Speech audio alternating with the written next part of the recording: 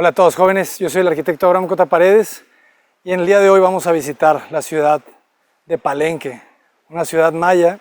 Es después de Teotihuacán, de las pirámides del Sol, pero es antes de Tenochtitlan, la gran ciudad semiacuática de los mexicas. Vamos a hablar pues, de cómo entendemos estos lenguajes mesoamericanos y cómo los llevamos y los comparamos con grandes arquitectos del siglo XX y del siglo XXI. Bienvenidos.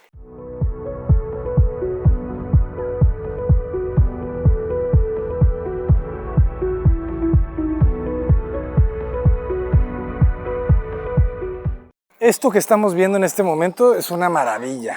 O sea, la proporción, la belleza de esto, o sea, cómo se van escalonando. O sea, tú sabías que arquitectos importantes de la historia moderna han sido amantes de la arquitectura mesoamericana. ¿Lo has escuchado? Frank Lloyd Wright, por ejemplo. ¿Conoces a Frank Lloyd Wright? Sí.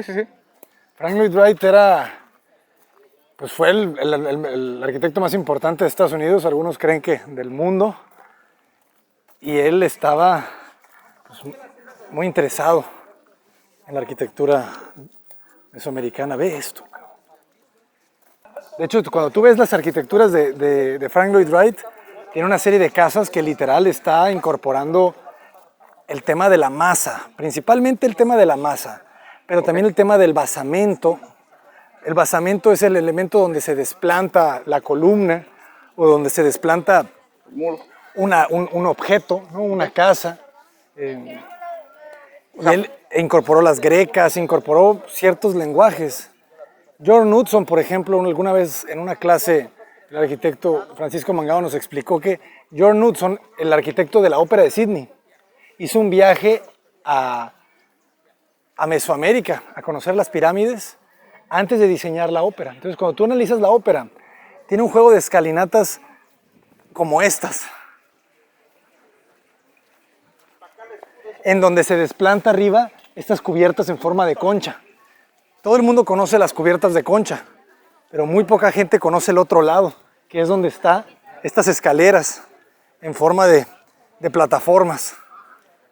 Sí, no, como son tan dramáticas, es casi que lo que la gente conoce. Claro. En su totalidad. Ajá. Pero este lado... ¿Cómo habrán lidiado los mayas con los moscos? Ve esta. ¿Cómo habrán lidiado? Sí, con los moscos, imagínate. ¿Cuántos moscos habrían aquí? No lo quiero ni imaginar. No, pues quién sabe, los ignoraban. ¿Has visto cómo lidia un viejo en el rancho con las moscas? Ni se las quita, ni las siente. O paliacatazos a veces. Yo los veo que ni las sienten, ni se les para, hasta que se les paran unas 5 o 7, así, ahí es cuando ya se las quitan. Sí, como en África, ¿no? En África ves a los niños que están entre el ganado y así, con un montón de moscas. Qué belleza la proporción, ¿no? La masa. Todos son muros de piedra. Pura piedra, ¿no? Hablábamos de que aquí en Tabasco está la única pirámide maya que es de ladrillo, en Comalcalco. Sí, así es, Comalcalco es la única, no sé si de hecho nada más del mundo maya o incluso del mundo mesoamericano. Quizás de toda Mesoamérica sea la única. Bueno, yo nunca he visto una de ladrillo, más que esa. Pero sí, aquí pues ya te darás cuenta, estamos en zona montañosa, ¿no? Entonces, claro que hay el recurso para hacer una pirámide de piedra. ¿Cómo analizas la forma en la que se escalona la pirámide? ¿Cómo tiene una escalera principal?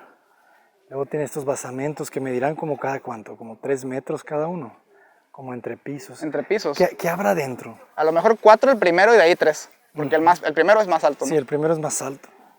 Pero sí unos 2,5, 3 a lo mejor. ¿Cómo te imaginas que sería, verdad? O sea, esta pieza se completaba. Así es. Y luego seguía otra, o sea, ¿hasta dónde llegaría? Bueno, no, porque ya tienes otras piezas que se ve que ya son el final. De hecho, yo pensaba que todavía se podía pasar porque allá adentro está muy padre. Allá adentro se podía pasar antes. Sí, ¿verdad? Sí. Yo recuerdo que de niño cuando visitaba las ruinas, recuerdo recorrerlas. Sí, recuerdo caminar por cuando fuimos también con los atlantes de Tula. O sea, recuerdo caminar en medio, entrar, recuerdo la oscuridad, recuerdo el preguntarme qué había ahí. Por ejemplo, mira, esa casita, esa sí está súper reconstruida. Claro. Esos ladrillos que se ven ahí al final. Esa justamente, eso no es. Y yo noté tanto que vine aquí por última vez y todavía se podía. O sea, ¿Sí? verdad, sí, no, esto es reciente de que los cerraran. A lo mejor nada más es hoy porque la están reconstruyendo. Bueno, no solo hoy, sino este periodo. Ajá. Me encanta ver el encalado, ¿eh? Sí. Sí, se debe haber visto muy padre, la verdad. Pero así también me gustan, de piedra expuesta se ve muy bien. Claro, porque lo importante, Sou Fujimoto tiene un concepto que es la ruina. O sea, la buena arquitectura es como una ruina, donde el esqueleto no necesita de piel para ser fuerte, para ser bella. Entonces, aquí le pasa completamente eso, ¿sabes? Da igual si estaba hecha de piedra. Ellos nunca la vieron de piedra, o no la veían de piedra en su momento. La veían así, color arena, color beige, color blanco. ¿De qué belleza de este lado? Aquí se ve más fuerte, más completa.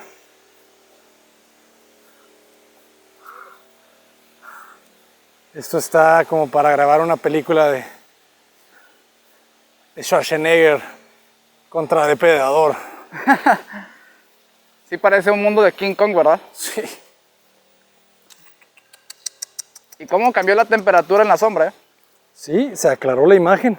Hay una cantidad de moscos enorme. Bueno, aquí no tantos, En Comalcalco hay mucho más. Qué belleza. Como aquí corre el agua, aquí no hay charcos, casi no hay charcos. Sí, imagínate ir corriendo. ¿Has visto la película de Apocalipto? Nunca la vi. O sea, el tipo viene corriendo y de repente se encuentra con...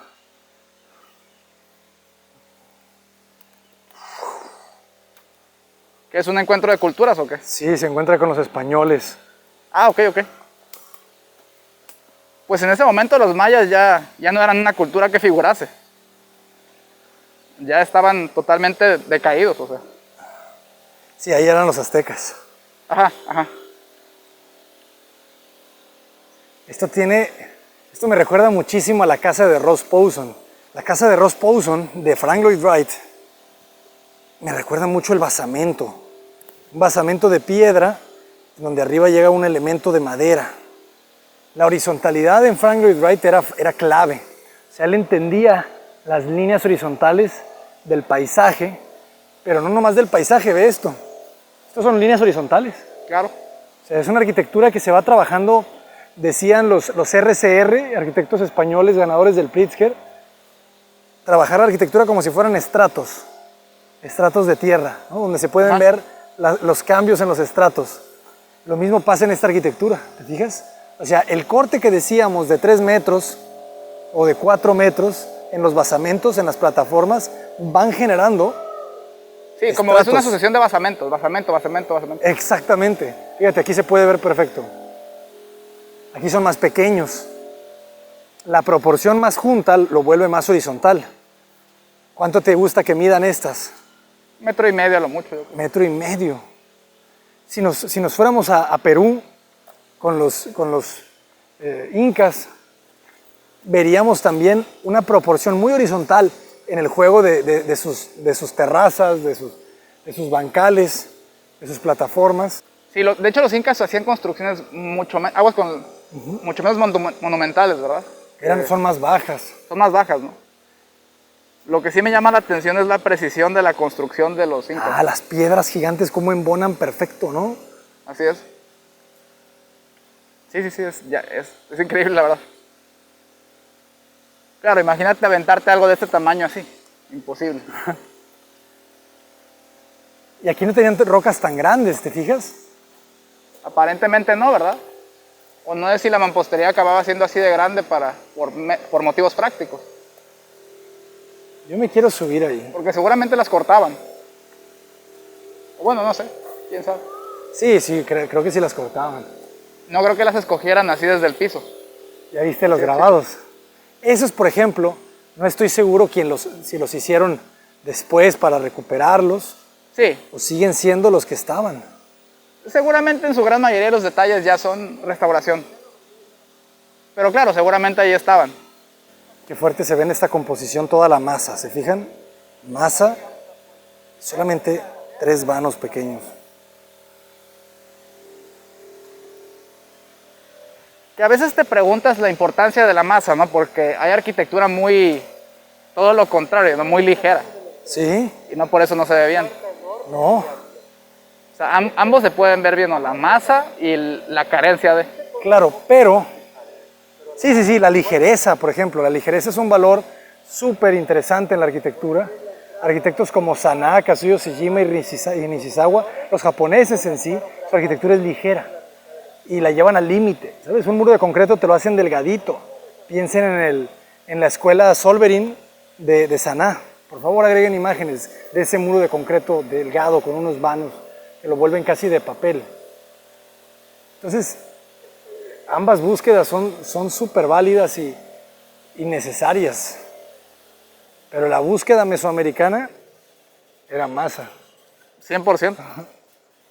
Y quizá no nada más mesoamericana, sino de su momento, ¿verdad? De hecho, de la mayor parte del mundo. Del mundo. En algún texto leía de Campo Baeza que decía justamente eso, ¿no? La mayor parte de la arquitectura humana históricamente es estereotómica. Son muros de mampostería, ¿sabes? Es lo más sencillo de construir. Aunque aquí la pirámide no son axiales, ¿verdad? No son verticales. O sea, van jugando... Bueno, sí, no, ¿verdad? Porque si te fijas, o sea, los muros de mampostería son verticales, ¿no? En los habitáculos. El arco maya, pues tiene su diagonal. Estos basamentos, estas plataformas tienen diagonales que lo vuelven mucho más ligero. Hay una característica de las columnas de los templos griegos. Ahorita se me olvida el nombre. Un día visitando obras ajenas con un arquitecto de Guadalajara, el nombre de su oficina es justamente esa palabra, que significa que los griegos, sus columnas, en la parte más alta, donde ya están soportando los capiteles, las van inclinando ligeramente unos grados, para que no sean completamente rectas. Y eso los vuelve los edificios un poquito más ligeros. Da una sensación, ¿sabes? Más bella. Y... ¿Necesariamente no sé. más bella o puede ser y no? Es que es menos, ¿sabes? Menos tosco, menos pesado. O sea, le da toda esa masa, sigue siendo un poquito ligera, que es lo interesante justamente, fíjate. O sea, cuando describimos la arquitectura que buscamos, decimos a veces pesada, a veces ligera. Y es justamente por eso, ¿sabes? Porque no puede haber una totalidad. O sea, tienes que buscar una composición armónica. Si solamente buscas masa, peso, se va a volver desproporcionado. Lo mismo en esta Pero tú pues encuentras no sé si decirle diferencia pirámide. alguna en ciertos tipos de arquitectura. Yo estoy pensando en ciertos tipos de arquitectura que quizás son 100% pesados, o sea, muy, muy pesados. Hasta esa pesadez como esta, que dijeras tú, ¿qué puede ser más pesado que una pirámide? Pues ve el juego de las columnas, ve el juego de los llenos y los vacíos.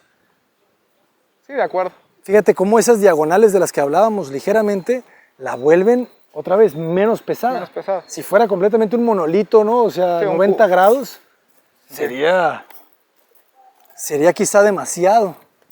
Entonces, esto lo vuelve ligero dentro de su pesadez. Yo pensaba como una muralla. Una muralla, ¿cómo la clasificarías? Digo, ahí naturalmente pues tienen que ser 90 grados, ¿no? Sí, no. Por ejemplo, las murallas de Pamplona, las murallas de las ciudades medievales, los muros, los baluartes que les llaman, son diagonales. Diagonales por un tema de defensa, ¿verdad? Porque un muro recto, tú que eres mecánico, sabes que un muro recto es más sencillo de tumbar. Pero cuando está diagonal, Claro. ¿verdad? Es más complicado. O sea, por eso dicen que el Pero triángulo... es más fácil de escalar. Ajá. Es una por otra, ¿no? Porque No, pero si tiene, por ejemplo, yo esta no la puedo escalar tan fácil si no tiene el ángulo necesario. claro, ¿verdad? no hacen, sí, es una cuestión de balancear esos dos. Ajá, exactamente. El balance. Acabas de dar el punto clave a encontrar una composición equilibrada. El balance entre las fuerzas. Sí, otra cosa que, hablando de Frank Lloyd Wright, una cosa que he observado mucho es que a él le gustaban las losas muy ligeras, ¿no? A pesar de que usaba el basamento, Sí. que por naturaleza es pesado, sus losas transmitían mucha ligereza. Totalmente, totalmente. Y era parte, yo creo que de ese equilibrio, ¿no? O sea, bien, esto podría ser una casa de Frank Lloyd Wright. Esto me recuerda mucho a las Usonian Houses. En la última etapa, o de las últimas etapas de su vida, empezó a hacer casas más pequeñas. Sus clientes ya no eran los millonarios del principio. Entonces eran casas más reducidas, hechas de madera, ya un poquito más económicas, ya no tanta piedra.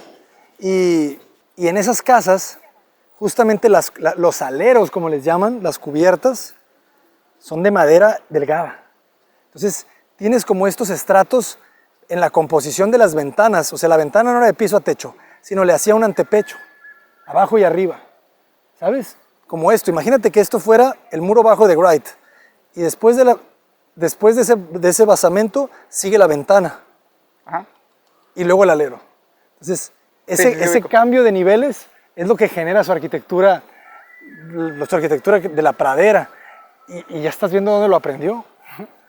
O sea, literal es eso. Seguramente se inspiró bastante de aquí. Pongan por favor la Robbie House, jóvenes. No, ¿te imaginas esto ya completo? O sea, esta pieza le daba la vuelta. ¿Ya viste el arco maya en sección? Sí, de acuerdo, no lo había visto. Ni yo. Y sí, como dices, le daba toda la vuelta, ¿eh? No. Toda la vuelta, vean eso. Pero qué bien se ve fíjate que se ve muy, muy interesante ese hueco en tanta masa arriba, ¿no? Claro, porque es la sección. O sea, pero el hueco como que hasta dices, se ve medio débil. ¿Ya viste esto? Frágil. Esto no lo había visto. Yo tampoco, oye, esto está hondísimo. Literal es un baluarte, es un río para proteger, que no pases tan fácil.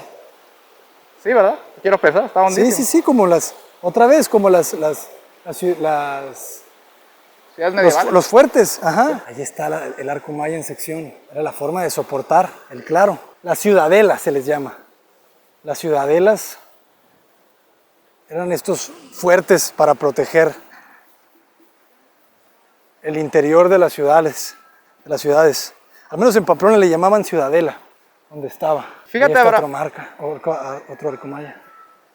Entonces le daba la vuelta, perdón que te interrumpa. No hay problema. O sea, le daba toda esta pieza daba la vuelta. Sí, ahí se ven los remanentes del arco maya. No, es que eso sí, imagínate eso. Entonces tenías toda una galería, ¿te fijas? Para entrar, todo era fíjate, en Japón le llaman engawa al espacio perimetral que rodea una casa típica. Entonces, si tú tienes el interior de la casa, hazle un perímetro de 2 metros, que solamente vuele la cubierta y que no haya muros. Eso pues nosotros le llamaríamos unas terrazas, ¿no? Una terraza, ¿no? Pero allá le llaman engawa. Es el espacio que siempre antecede a la casa. Es un espacio en donde uno está adentro de la casa, pero está afuera, en contacto con la naturaleza, con el jardín. Entonces, todo este espacio que le estaban dejando aquí los mayas, si te fijas... Sí, funge ese rol, ¿no? Ese rol, es ese perímetro. Ese perímetro otra vez, es que es riquísimo, ¿no? Estás protegido, pero estás en contacto con el exterior. Es que antes, fíjate, la arquitectura primitiva, el límite entre el interior y el exterior era muchísimo menos claro de lo que es hoy. Porque después del medievo, ¿no? Con el gótico, cuando se inventa el vidrio, ¿cuándo llega el vidrio a las iglesias góticas? Pues, o sea, llega en los 1300. Antes de eso no había límites. ¿No? Antes, ¿cómo eran las ventanas de las casas? Eran de madera. De madera. Ajá. Entonces, 2000 años antes, bueno, no 2000, bueno, puede ser, ¿verdad? No, es el tardío, ¿qué decía? 600, ¿verdad? Ajá, el clásico. El clásico, perdón. El periodo clásico de esta cultura maya era 600 después de Cristo. Era cuando estaba en su apogeo. Recordemos que, fíjate, para ponernos un poco en contexto, Tenochtitlán, la ciudad más grande en densidad de población de América, de Mesoamérica, fue Tenochtitlán con 200,000 personas. Densidad y población absoluta. Ajá, o sea, llegaron a vivir ahí hasta 200,000 personas, es una locura. Y es más o menos entre 1400, 1500 después de Cristo, la fundación de Tenochtitlán. O sea, era joven. 1400. Era muy joven cuando la descubrieron, ¿no? Pues sí, tenía 300 años o 200 años. O sea, no tenía mucho. Pero Teotihuacán, las pirámides del Sol, la de la Luna, esa sí se data 100 después de Cristo, 150, no sé qué. Sí, son mucho más antiguos. Son mucho más antiguas. Le llamaba la ciudad de los dioses, Así es. los aztecas. Entonces, estamos hablando de que esta gente estaba haciendo esto 400 años, 500 años después de los teotihuacanos. Sí, muy probablemente. Me imagino cómo le daría la vuelta y qué remataría arriba. O sea, ¿qué había arriba de esta pieza? ¿Había otra o ya terminaba ahí? Creo que terminaba ahí y todo este pasillo, además de ver hacia afuera, veía hacia adentro. Bueno, creo que no, ¿verdad? Porque allá se ve macizo. Ajá, como que tiene mucha masa y de repente hay algunos huecos. Pero se ven hacia afuera los huecos, ¿no?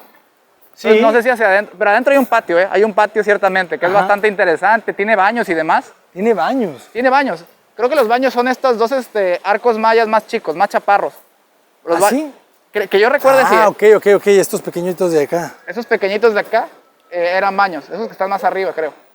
Y de hecho son muy chaparros, que yo recuerdo. Una vez que vine a un tour me dijeron que esos eran los baños. Sí, se puede ver un poquito ahí los huequitos para que hicieran sus necesidades y demás. Fíjate, Abraham, en respuesta a lo que dice Campo Baeza, Ajá. no sé cómo lo veas tú, pero puede que mucho de su percepción de que haya mucha estereotomía, que haya sido la forma predominante de la arquitectura, Ajá. tenga que ver con lo que se le llama parcialidad del sobreviviente. A ver. Quiere decir, es muy sencillo, simplemente quiere decir que tú analizas lo que sobrevive. Y lo que sobrevive es muy probablemente que sea lo que perdure. Y lo que perdura, pues es la piedra. Ajá. Porque me puse a pensar, esto era lo que hacían para los ricos, para sus reyes, más bien. Pero ¿qué hacían para la raza? Pues para la raza hacían casitas de madera. De madera. Seguramente. Chocitas. Sí. Porque te pones a pensar, y creo que incluso desde aquel entonces sí reconocían que la forma más económica de construir era con madera. Claro. Pero esto lo reservaban para sus reyes. Esto no era una casa de alguien normal. No. Esto era de los gobernantes. Porque también tenían gobernadores, o sea, tenían escalas de gobernantes, ¿no? Sí, por lo general, digamos Como que estaban caciques. estaba muy mezclado con los líderes religiosos, que yo sepa. Ujú. O sea, los líderes religiosos eran como reyes muchas veces. Pero sí, es una cosa interesante que... El guerrero jaguar. Yo jugué Age of Empires. yo peleaba con el guerrero jaguar a veces. Aunque realmente no eran los mejores, ¿eh? Era mejor agarrarte un inglés con un arquero inglés. El guerrero jaguar moría contra las armaduras de los ingleses. O sea, requerías como 5 jaguares para uno de esos. Sí. Eso sí, el guerrero jaguar tenía como mucha fuerza para matar lobos, king lobos gigantes, rapidísimo. ¡De qué belleza!